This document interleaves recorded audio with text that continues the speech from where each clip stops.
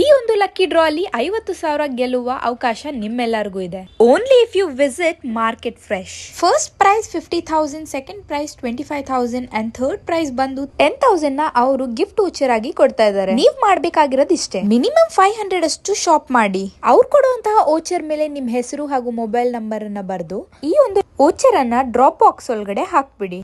ನಾನಂತೂ ನನ್ನ lucky draw voucher ಅನ್ನ ಡ್ರಾಪ್ ಮಾಡಿದಾಯ್ತು.